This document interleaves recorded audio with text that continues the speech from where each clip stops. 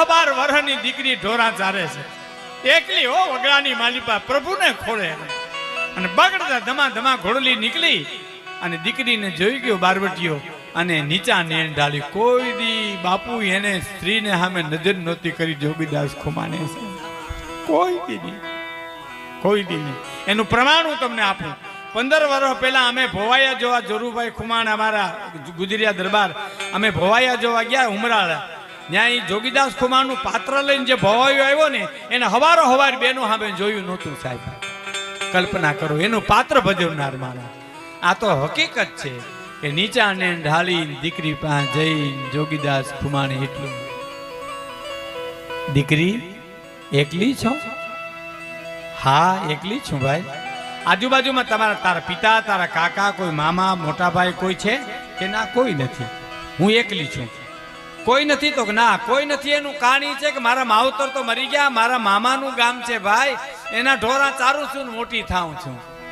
એમ નથી કીધું બેટા મેં તને. આજુબાજુમાં કાકા, ભાઈ, મોટા બાપા કોઈ ન હોય ને એકલી વગડામાં તું ઢોરા ચારશો તો તારી આબરૂની ઇજ્જતની તને બીક નથી લાગતી?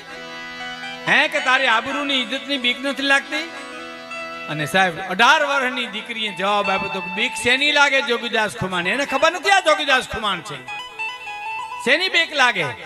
હે જોગીદાસ ખુમાણના બારવટા હાલે તા સુધી કોની તાકાત છે કે મારી ઊંચી આમે આંખ કરી હગે સાહેબ? અને એ જ ક્ષણે બાપુ એ જોગીદાસ ખુમાણ રોઈ પીડ્યો છે. મેં ગાણી લખેલ છે, દડ દડ આંખમાંથી આંસુ મળ્યા પડવા. અને હુરજ નારાયણ સામે પ્રાર્થના કરી કે હે હુરજ, મારું બારોટું હાલે ને આમાં હાલે એની મને પરવા નથી.